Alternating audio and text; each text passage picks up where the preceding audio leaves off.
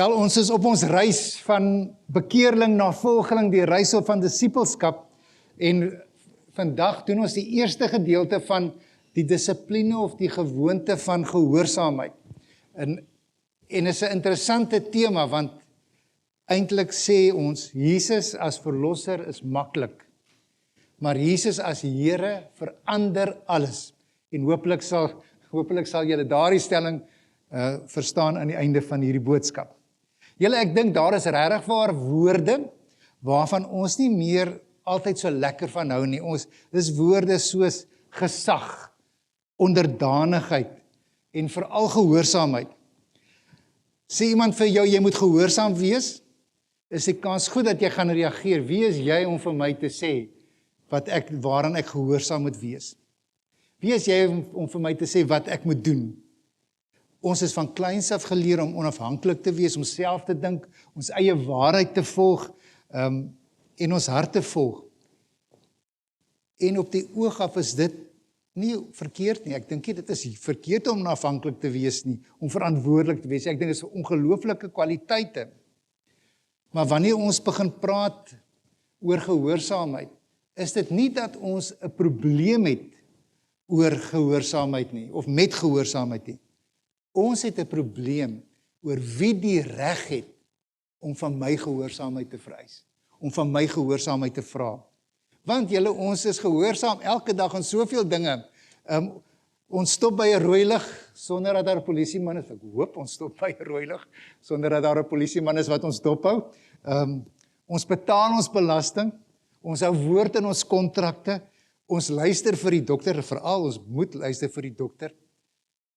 Ons verstaan dat sommige instellings en sommige mense het die reg om van jou te vra om gehoorsaam te wees aan wat hulle vra, want daar kan lelike gevolge wees as jy dit nie doen nie. Maar wanneer Jesus sê, jy moet jou vyand lief hê, jy moet vergewe, jy moet geld anders hanteer, jy moet jou trots neerlê, dan klink die gesprek 'n bietjie anderster. Dan vra ons, hoekom? Wat van my? Verstaan Jesus nie hoe ek voel nie, veral as dit by 'n proses van vergifnis kom. En dis waar die probleem is, en dis waar die titel vandaan kom. Ons wil graag hê, Jesus moet ons verlosser wees. Een wat ons sondes vergewe, ons help, ons beskerm, ons seën en ons gebede beantwoord. Maar ons is nie altyd so seker dat ons wil hê hy moet ons Here wees nie. Wat gebeur wanneer Jesus sê, doen dit, en ek wil dit nie eintlik doen nie? Wanneer hy sê, laat dit gaan, en ek wil daaraan vashou? Wanneer hy sê, vergewe, en jy weet dat daardie persoon uiteindelik nie verdien om vergewe te word nie. Wanneer hy sê, volg my, en ek het eintlik al klaar 'n goeie idee oor die pad waarmee ek moet loop. En hierso kom ons eintlik by die kern van disippelskap. 'n Disipel is nie net bloot iemand wat in Jesus glo nie. 'n Disipel is iemand wat Jesus volg. En dis hoekom ons gaan uitpak daai Here, Here. En om Jesus te volg beteken uiteindelik om aan hom gehoorsaam te wees. Nie oor dat hy 'n wrede meester is wat slegte goed aan ons verwag en ons moet dit net doen nie. Maar ek dink daar's 'n groot verskil om Jesus te bewonder en Jesus te volg. Jy kan iemand bewonder sonder dat hulle enige gesag in jou lewe het. Daar's baie ateïste wat sê, maar die Christelike ideologie is mooi as die mense dit net wil lewe. Jy kan elke dag, elke Sondag sê, Here, Here, en dan Maandag tot Saterdag eintlik maar lewe soos wat jy wil en soos wat jy besluit. En daarom dat Jesus byvoorbeeld vir ons in Lukas 6 vers 46 sê, waarom noem julle my Here, Here, maar julle doen nie wat ek sê nie? Sien julle hoe persoonlik is hierdie vraag gerig? Dis nie dat Jesus sê, waarom doen mense nie wat ek vir hulle sê nie? Hy vra, julle noem my Here, Here.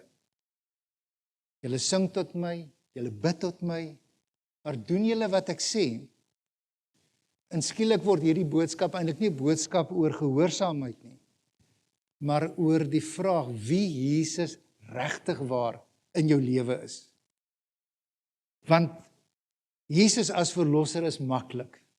Maar Jesus as Here verander alles. En julle, dit is dink ek een van die moeilikste geloofsgewoontes om dissipline is om regtig waar te doen, om te sê, maar ek lê my eie wil op die altaar, ek gaan Jesus gehoorsaam in dit wat hy vra. En daarom is, ek wil sê die eerste hoofpunt is dat Jesus hy soek nie bewonderaars nie. Hy vra gehoorsaamheid. As ons kyk weer na Lukas 6 vers 46, dan staan daar, Jesus sê ons moet gehoorsaam wees. Want hy vra, hoekom doen julle nie wat ek sê nie? Julle sê dan vir my Here en Here. Maar ons moet 'n bietjie dink oor waarom Jesus sê Here, Here. Waarom hy nie sê my verlosser of Jesus nie, maar hy kies die antwoord Here, Here. Nou die Griekse woord vir Here is Kyrios.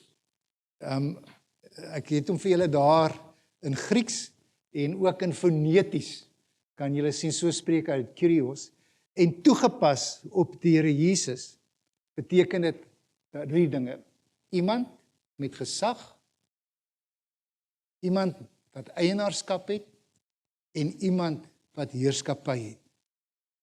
So wanneer jy sê Jesus is die Here, sê jy nie bloot Jesus is vir my belangrik nie. Jy sê eintlik Jesus het gesag oor my. Jesus het eienaarskap van my lewe.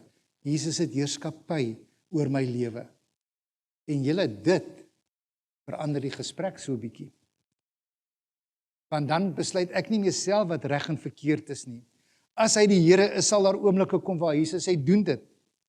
En my verantwoordelikheid is nie eers om te vra, gaan ek dit doen, hou ek daarvan nie, maar om hom te vertrou en dit te doen. En ek dink ons het in die kerk, party mense noem dit 'n vreemde verhouding met Jesus ontwikkel. Want ons bewonder hom, ons sing oor hom, ons luister preke oor hom, ons plaas Bybelverse op ons status. En al hierdie dinge is goed, maar Jesus vra meer as dit. Hy vra navolging, nie bewondering nie. Want ons kan 'n sportman bewonder, sonder om sy waardes oor sy oefendissiplines na te volg. Ons kan 'n sakeman bewonder wat net wonderlik suksesvol is, sonder om te doen wat hy doen. Maar 'n mens kan nie 'n disipel van die Here Jesus wees, sonder hom na te volg nie, sonder om aan hom gehoorsaam te wees nie. En dis waarom hierdie hele reeks waarmee ons stap sê, van bekeerling tot volgeling. Deel van hierdie hele proses is om ons te skuwe van bloot mense wat Jesus as verlosser aanvaar het, tot mense wat hom navolg, hom gehoorsaam. Dat ons regtig kan sê ons is volgelinge van die Here Jesus. Dis maklik om die Here, om Jesus Here te noem as dit goed met jou gaan, as dit nie moeilike dinge is wat hy van jou vra nie. Maar wat daarvan as hy van jou vra om iemand te vergewe wat jou iets aangedoen het? En jy eintlik met die Here in gesprek of debat wil raak om te sê, Here, U verstaan nie wat hierdie persoon aan my gedoen het nie. U verwag dat ek hom vergewe, maar ek kan dit nie doen nie. Of as hy vir jou sê, dien daardie persoon, en jy sê, Here, maar wat vir my eie behoeftes, ek is ook moeg. Of as hy vir jou sê, wees vrygewig, of lê jou trots neer. En ons het een of ander verskoning oor hoekom ons dit nie kan doen nie. So om Jesus te volg, wanneer alles mooi is maklik.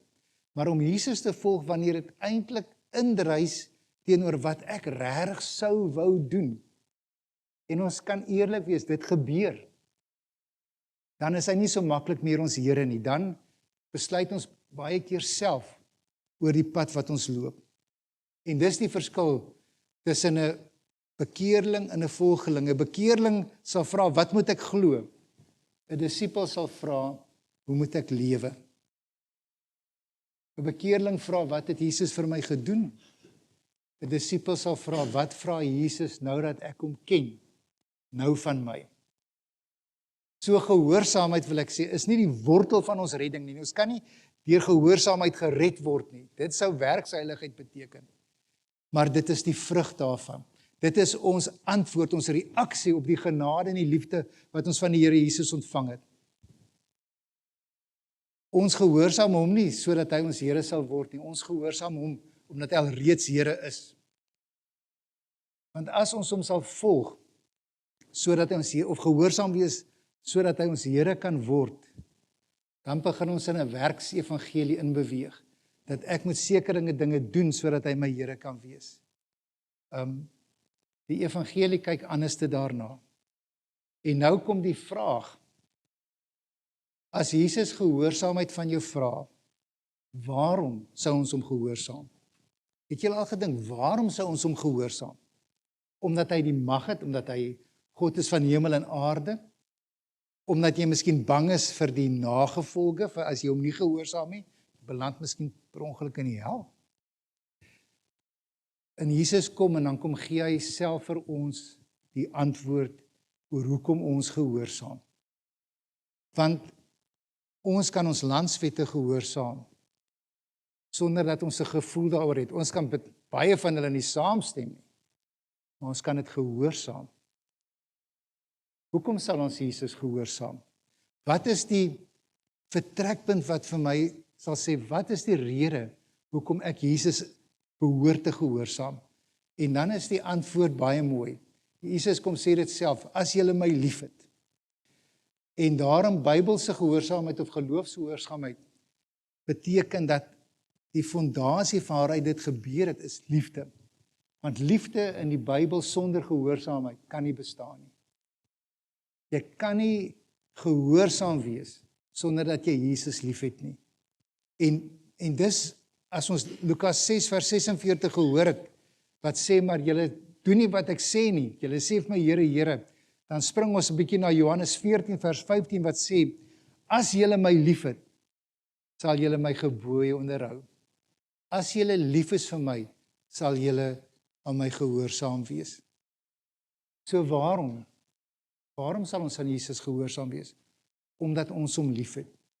En daarom, totdat jy nie, met ander woorde, Jesus kom sê nie dat gehoorsaamheid is om 'n klomp reëls na te volg nie. Jesus benader hierdie hele ding vanuit 'n verhouding uit. Julle gehoorsaam omdat julle in verhouding staan. Want anders kan jy omdien uit vreesheid, gehoorsaam wees uit vreesheid. Maar Jesus wil hê dat ons gehoorsaam sal wees omdat ons hom liefhet. En julle, ek dink dis waar ons baie keer sukkel. As jou verhouding met die Here nie regtig waar lewendig aktief is nie, as jy nie onder die bewussyn kom van hoe lief hy jou is nie, kan jy hom gehoorsaam, maar dan is jy eintlik nie besig met pligpleging. Want dis nie die regte rede waarom jy Jesus moet gehoorsaam nie. Jy moet hom gehoorsaam omdat jy hom liefhet. En ek wil amper sê, en voordat ons begin bekommerd wees oor gehoorsaamheid, moet ons eers vir onsself eintlik die vraag kan afvra. Het ek Jesus regtig lief soos wat hy my liefhet? En dis 'n vraag wat elkeen van ons vir onsself moet beantwoord. Het ek Jesus regtig lief soos wat hy my liefhet? Want as ek sê ja, sal ek hom gehoorsaam ongeag. As ek sê nee, is dit miskien die Heilige Gees wat jy vandag nudge om te sê, hier is iets waaraan jy aandag moet gee. As julle my liefhet, sal julle my gebooie onderhou. Die Griekse woord hierso is tereo. En tereo beteken ook 3 dinge. Dit beteken om te bewaar, dit beteken om op te pas, en dit beteken om sorgvuldig vas te hou soos iets wat baie kosbaar is. So as julle my liefhet, sal julle doen wat ek sê, en dis die rede hoekom julle gehoorsaam sal wees. Want dit wat ek sê is kosbaar, dit moet bewaar word, dit moet opgepas word, en dit moet sorgvuldig vasgehou word. Weet julle, ek dink baie aan weermag daar. As jy nou 'n braaivleisvuur sit en jy het mense van my ouderdom wat weermag gedoen het, sal daar weer 'n ou storieetjie oor ons dae in die weermag was, the worst of times and the best of times. Maar wat ek sal onthou daarvan, is wat vir my kosbaar was, is dat ek het geleef op die briewe wat Liesel vir my in basies geskryf het. Ek het hulle vandag nog iewers in 'n skoenboks. Ek het hulle nie een weggegooi nie, want 'n ou het hulle weer en weer gelees, veral as jy so swaar gekry het en afgechop het, met basies en vasbyt, want dit was vir jou kosbaar gewees, en daarom het jy dit opgepas. En dis die gedagte wat ek dink die woord tereo vir ons wil kom sê. As julle my liefhet, sal my liefde vir julle so kosbaar wees, dat julle dit sal oppas, dat julle dit sorgvuldig sal vashou. En hoe gaan jy dit doen? Jy gaan gehoorsaam wees, jy gaan dit onderhou. Ek wil julle vertel van Eric Liddell. Ek weet nie wie van julle vir Eric Liddell kan onthou nie. Die naam sal baie vir julle bekend wees. Juis as jy in die 80s gefliek het, dan was daar 'n fliek met die naam van Chariots of Fire. Eric Liddell het in Brittanje die 100 meter rekord gehou. En toe hy was die seun van sendelinge in China, hy's in China gebore. En het gaan studeer in Eton College, wat 'n college was wat vir sendelinge se kinders. En het so uitgeblink in atletiek en ook in rugby. Hy het selfs rugby vir Engeland gespeel of vir Skotland gespeel. Maar Eric Liddell was 'n toegewyde Christen. En die fliek is nie so akkuraat met al die feite nie, maar die feit was dat sy 100 meter wat hy verseker sou gewen het, sy eindene het op die Sondag plaasgevind. En Eric Liddell het gesê, maar hy gaan nie deelneem nie. Die politici het hom oortuig. Sy mense het hom probeer oortuig. Want hy was verseker die Olimpiese wenner. En hy het gesê, nee, ek wil gehoorsaam wees aan dit wat die Here Jesus van my vra. En hy het nie deelgeneem nie. Baie kritiek gekry aan die een kant, baie mense het hom geondersteun. Maar hy skryf toe in vir die 400 meter, wat nie eers sy item was nie. En hy wen die 400 meter, maar dit was in die week gewees, met 'n rekord wat vir, ek dink tot in 1968 gestaan het.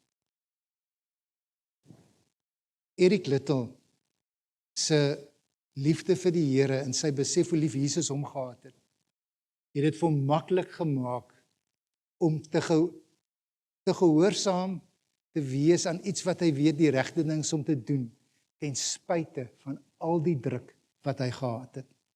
En daarom is hy die ongelooflike fliek oor hom gewees het. Die einde van hierdie storie is, Eric Liddell is in 1902 gebore, maar hy is in 1945 oorlede. Hy is nie baie oud geraak nie. Want nadat hy klaar gestudeer het, het hy sendeling in China gaan word. En toe met die Tweede Wêreldoorlog het die Japaneese dele van China ingeval. En Eric Liddell was toe in so 'n konsentrasiekamp, waar hy ongelooflike werk gedoen het.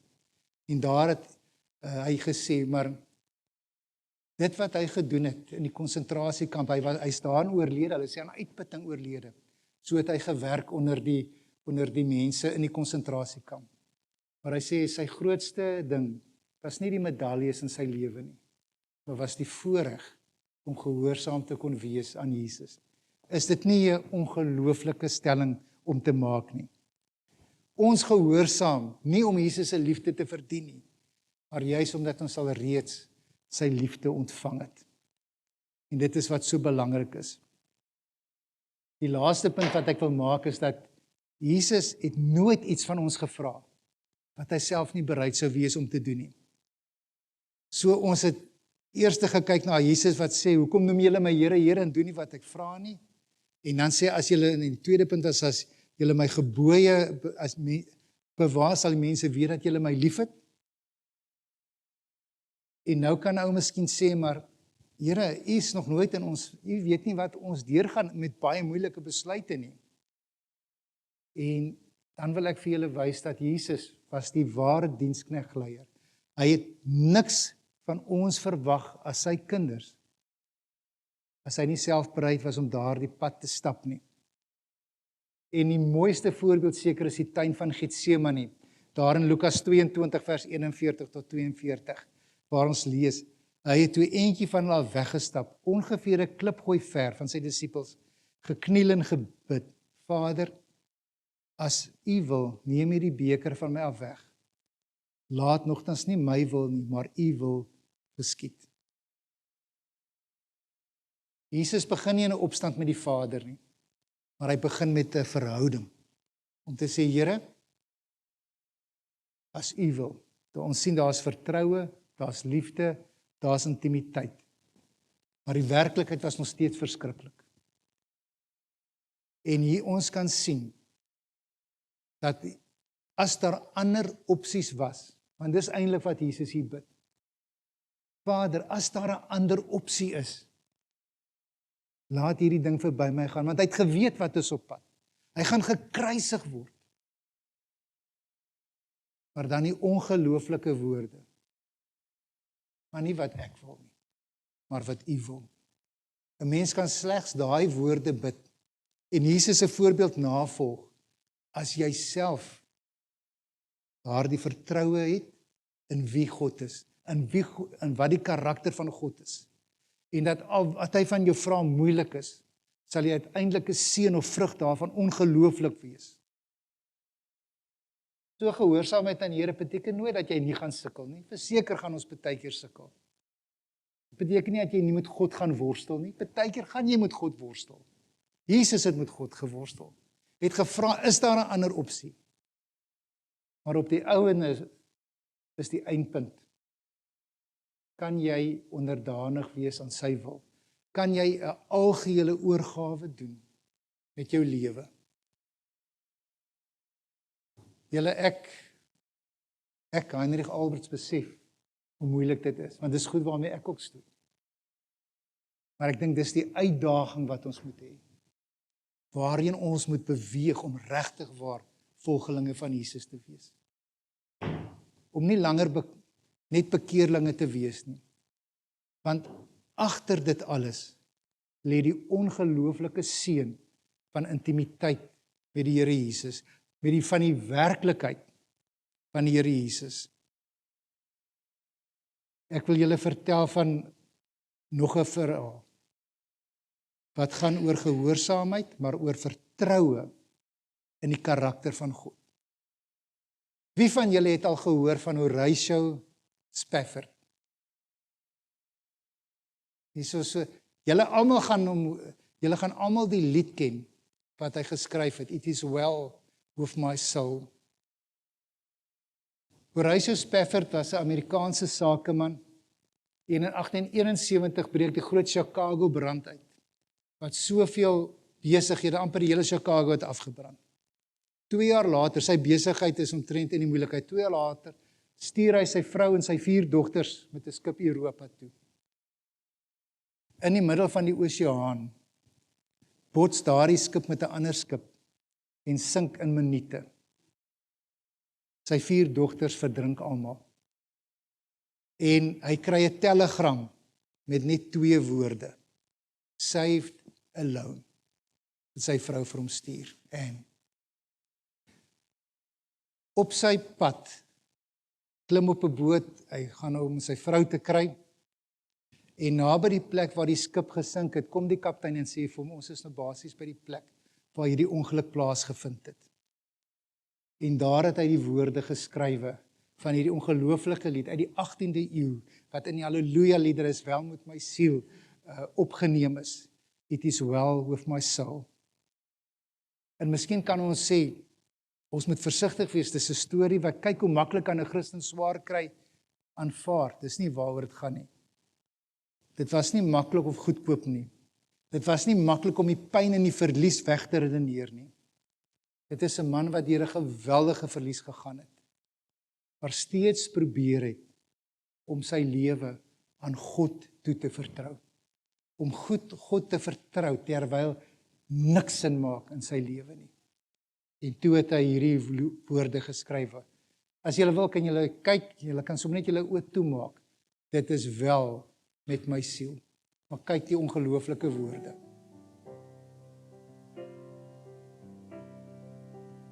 Kan 'n bietjie harder sit?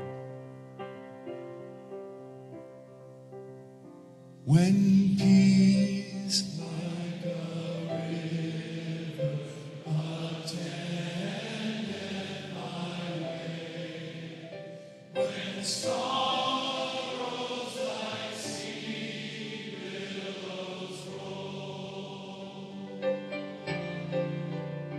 whatever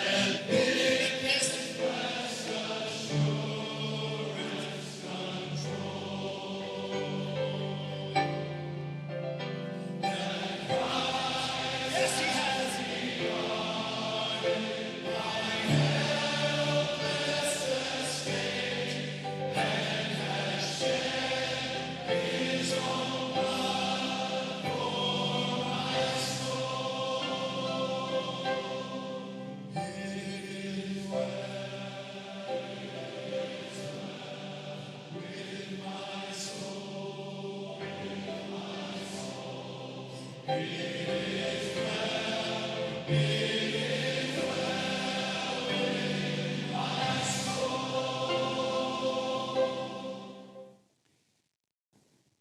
het hierdie verhaal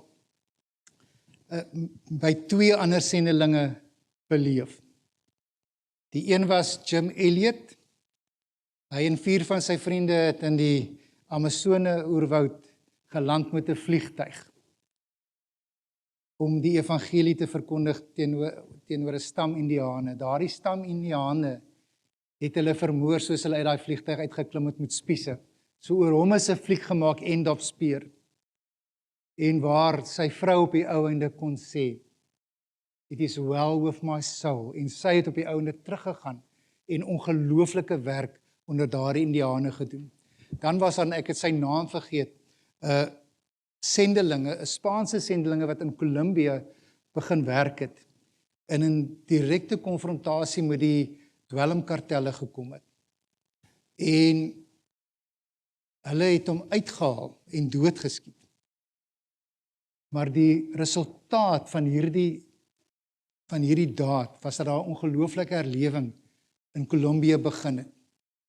En sy vrou ook op die ou einde kon sê, "It is well with my soul." Ek dink dat hierdie ongelooflike lied het uit die hart gekom van 'n man wat gebroken was, maar wat God nog steeds kon vertrou. Oor een rede. Hy het in 'n lewende verhouding met die Here gestaan. En ek dink verseker sou John Spafford ook gesê het, dit maak nie sin nie. Dit maak nie sin nie. Maar ek vertrou God. En omdat ek God kan vertrou, is dit wel met my siel. Al is my hart gebroken. Ek wil afsluit deur te sê, gehoorsaamheid aan die Here verander jou.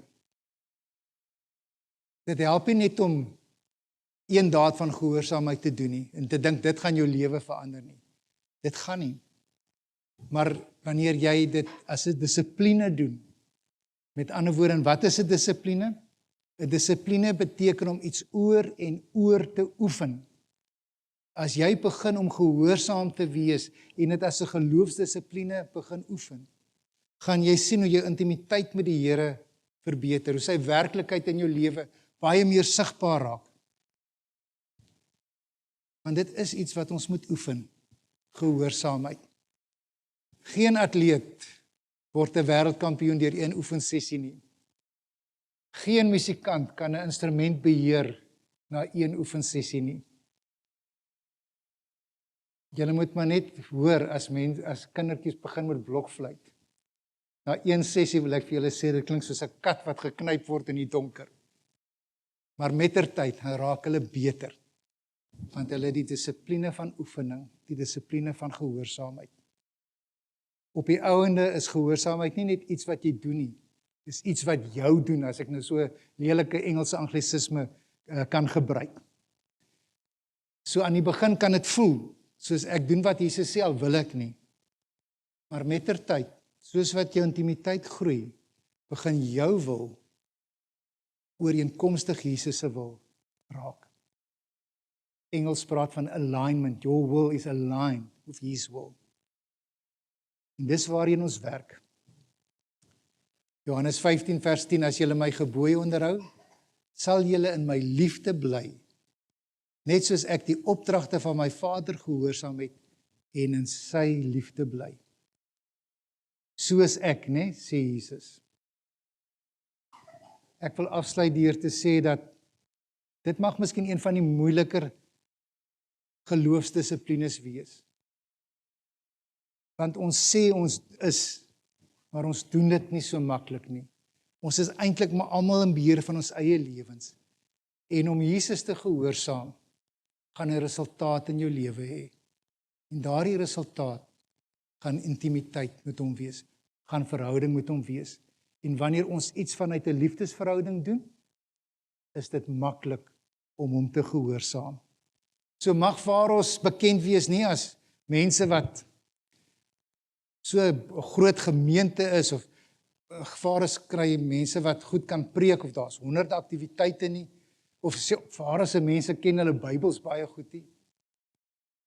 Mag Farao bekend wees as mense wat deur Jesus dien en navolg, wat ware disippels is.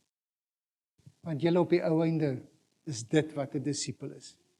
Iemand wat al hoe meer en meer soos sy meester begin lyk. En dit word ons deur gehoorsaam aan hom te lewe. Amen. Kom ons bid saam.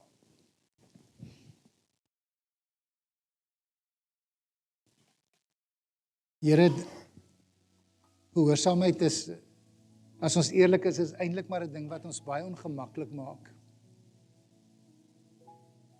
En daarom moet ons die vraag geantwoord vandag, het Jesus regtig die reg om van my te vra om gehoorsaam te wees aan hom? En dan is die antwoord, as ek hom regtig liefhet, is gehoorsaam met die natuurlike uitvloeisel van 'n wandel saam met die Here.